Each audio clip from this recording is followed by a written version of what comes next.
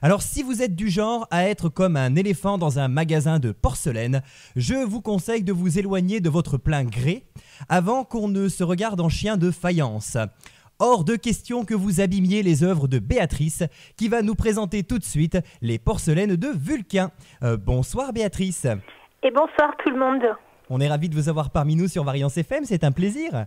Eh ben moi pareil, idem, de pouvoir parler de ce que je fais et puis de mes valeurs. Donc enchantée. Eh bien écoutez, on est là pour ça, comme je le disais, pour valoriser tout ce qu'on peut avoir sur notre territoire auvergnat, que ce soit des artistes, des créateurs, des producteurs, on est là pour les mettre en avant. Alors forcément, j'ai plein de questions à vous poser sur ce que vous faites. Vous êtes spécialisé dans la peinture sur porcelaine. Alors pour commencer, depuis combien de temps vous intéressez-vous à la peinture et surtout, pourquoi avoir choisi d'utiliser la porcelaine comme support ? Alors, ça fait mon premier atelier s'appelait Fleurs de porcelaine, créé en 2005. J'ai fermé pour des raisons familiales en 2017, puisque je m'occupais de ma grand-mère.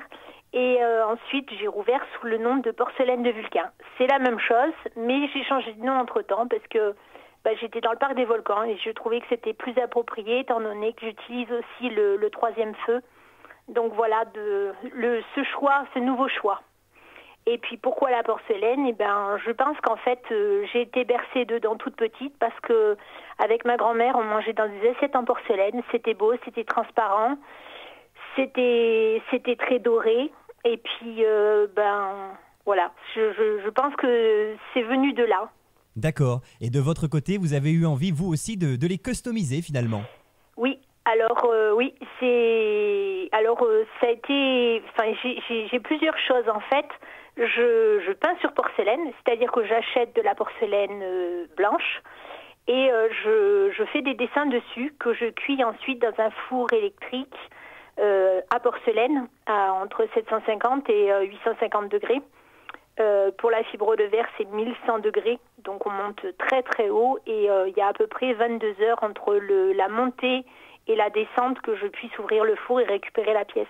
Ah oui, donc ça prend quand même pas mal de temps, effectivement. Oui, et je peux avoir jusqu'à 7 cuissons sur une seule pièce. Ah oui, d'accord. Et donc alors, ça, il y a un certain temps. Et alors du coup, quels sont les différents objets en porcelaine sur lesquels vous exercez vos talents d'artiste ? Eh bien, je dirais tout ce qui est en porcelaine. D'accord. Ça peut passer du vase, ça peut être l'objet de décoration de salle de bain, ça peut être une urne funéraire pour des chiens. Pour des humains, ça peut être des assiettes, ça peut être des mugs, ça peut être des tasses à déjeuner. Tout, absolument tout ce qui est en porcelaine.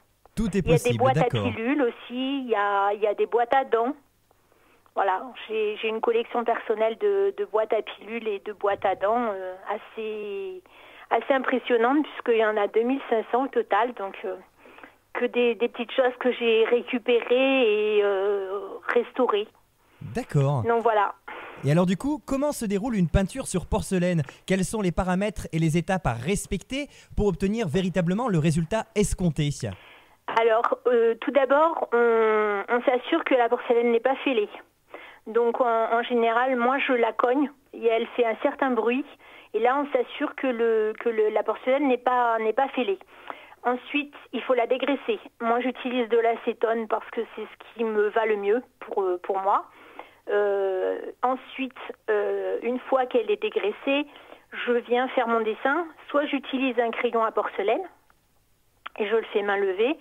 Soit c'est un client qui m'a imposé un dessin et à ce moment-là, je viens le reporter avec un calque, avec un carbone à porcelaine.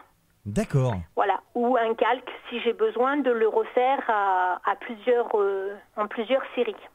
D'accord. Alors justement, Vous parlez de calque. Est-ce que vous pouvez éventuellement nous donner plus d'informations sur les outils dont vous vous servez pour faire de la peinture sur porcelaine ? Alors, bien sûr, j'ai les pinceaux. On a plusieurs types de pinceaux. On a des pinceaux brosses.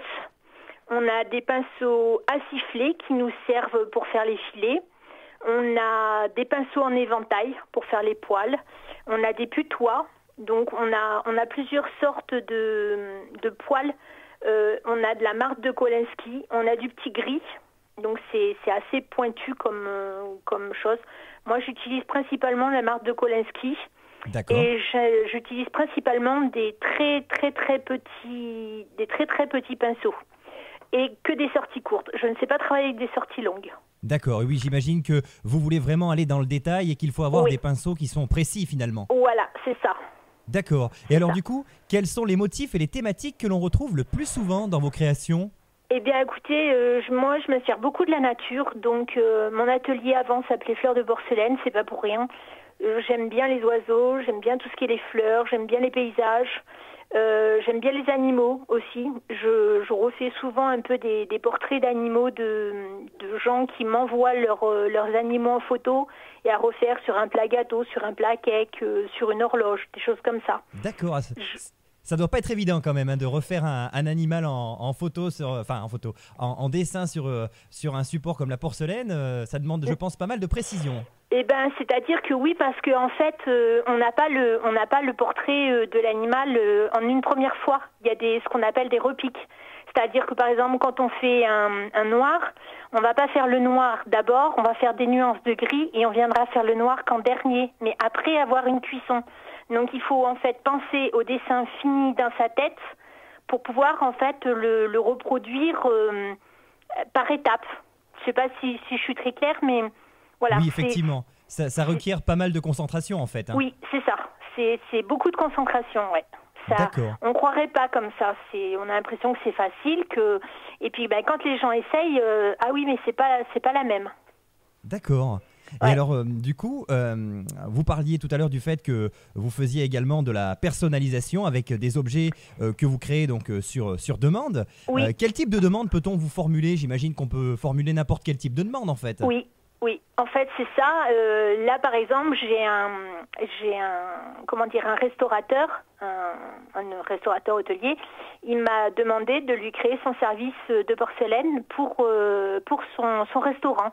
Donc c'est à Mère Moustache à Clermont, il y a pas de secret. Et c'est moi qui ai fait tous les décors des assiettes. Donc on a convenu du thème, on a convenu des mots qu'il voulait mettre, de sa calligraphie, des couleurs qu'il avait besoin par rapport à son entourage de restaurant, de ses murs, ses tables, tout ça. Et après, moi, je lui ai envoyé un prototype qu'il a validé. Et après, on a lancé la série. D'accord, ah oui, donc vous avez même travaillé pour des professionnels en fait. Oui, j'ai travaillé pour des professionnels. J'ai travaillé pour Mère Moustache à Aubière. Et puis j'ai travaillé aussi pour Superbès, la bergerie, où je leur ai toutes marqué marquer la bergerie sur chaque assiette. D'accord. Voilà. Et puis il y a eu les tables de Noé aussi. Enfin, il y a eu pas mal de choses. Il y a eu le Notre-Dame. Il y a eu le restaurant de la Cascade à Orcival aussi. Ah oui, donc effectivement. Oui, il y a eu pas mal de. Vous avez été pas mal sollicité par des professionnels. Ouais. Et justement, maintenant on va se reparler un petit peu des particuliers. Est-ce que des particuliers vous ont formulé parfois des demandes un petit peu originales ou insolites ? Oh que oui. Entre autres, un dimanche, il y a un monsieur qui m'a téléphoné à 22h. Alors bon, sur le coup, j'y ai pas trop prêté attention.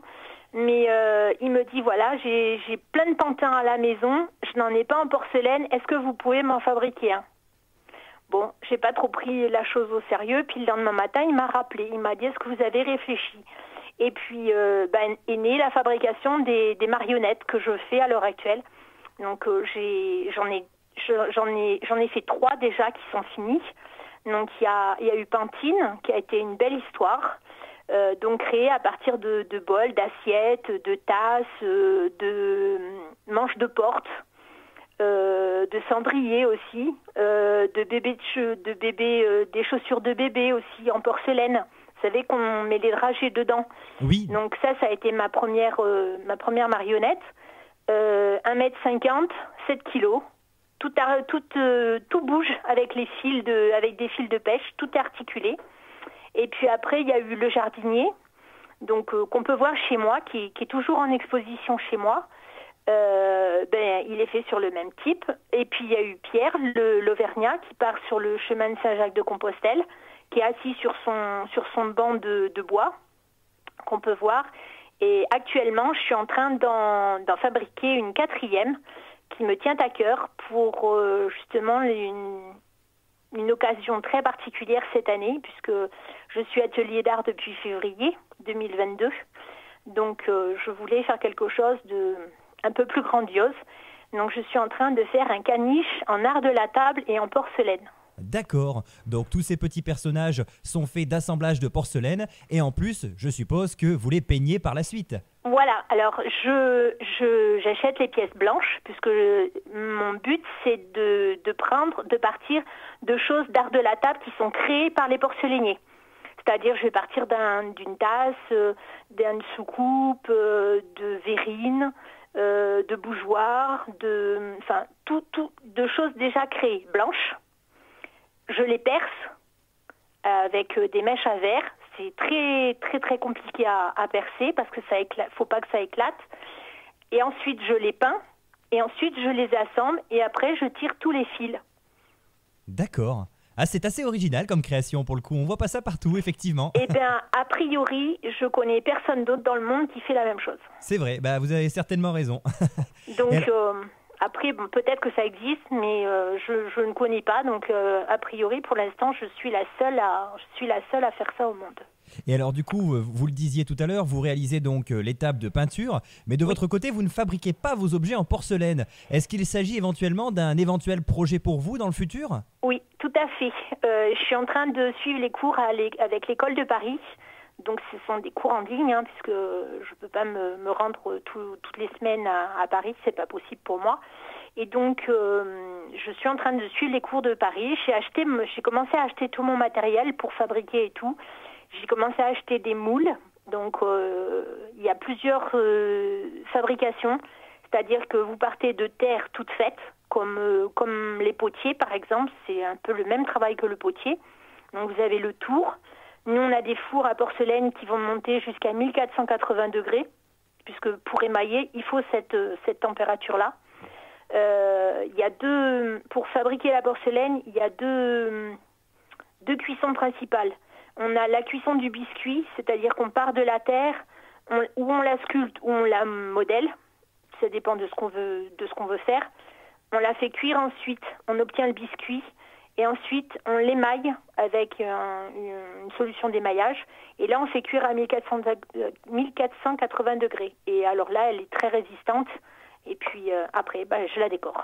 Et là, je retourne mon premier métier. D'accord. Oui, j'imagine que les cours pour la porcelaine ne sont pas forcément évidents, mais qu'il est important de les suivre, car il serait trop bête de se faire limoger. Ce serait le comble pour de la porcelaine quand même. Et oui.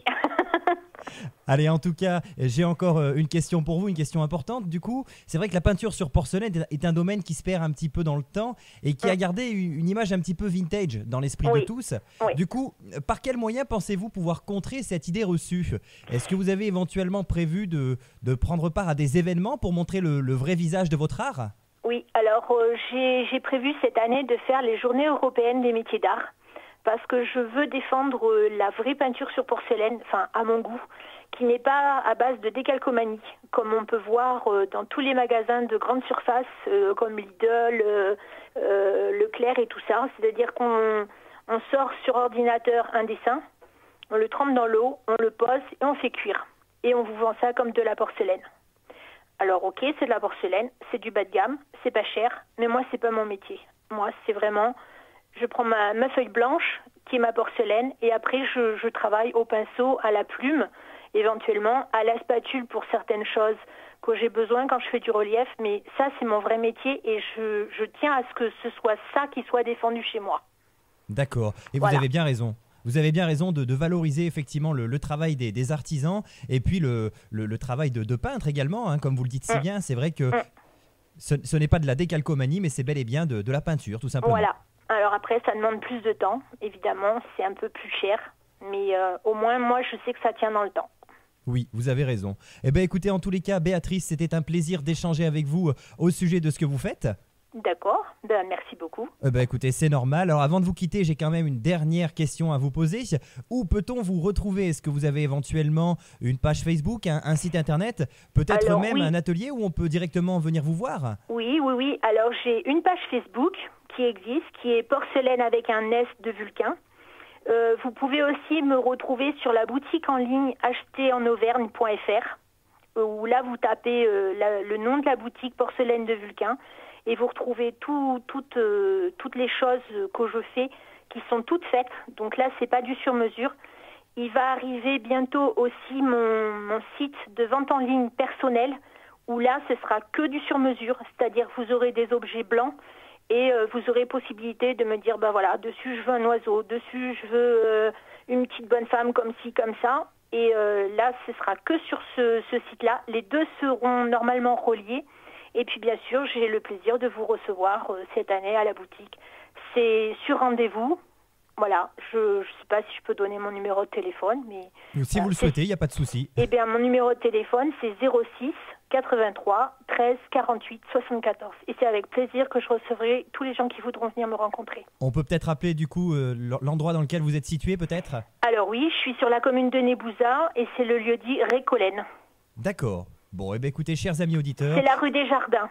Si vous souhaitez éventuellement vous rendre du côté de Nebouza pour rencontrer Béatrice, eh ben je pense que ce sera un plaisir pour elle de vous parler de son talent d'artiste et de tout ce qu'elle propose avec ceci. Eh ben, merci en tout cas Béatrice d'avoir été avec nous ce soir. Merci beaucoup. On vous souhaite de passer une merveilleuse soirée et puis bah, écoutez, vous revenez quand vous voulez, vous serez toujours la bienvenue parmi nous. On vous accueillera toujours les bras ouverts sur cette antenne. Eh ben, merci beaucoup et puis bonne soirée à vous tous et puis bonne continuation pour vous et puis j'espère que vous aurez plein d'auditeurs parce que vous êtes vraiment très sympathique. Eh ben, c'est très gentil de votre part et puis vous savez quoi Béatrice, on va rester dans la thématique tout de suite puisqu'on va écouter une chanson de Sheila. Il s'agit de Poupée de porcelaine. Eh ben, super génial. Et oui, ça correspond bien aux marionnettes dont on a parlé tout à l'heure finalement. C'est ça, tout à fait. Allez, on écoute ce morceau tout de suite et on retrouvera évidemment les prochains artistes de la soirée d'ici quelques instants.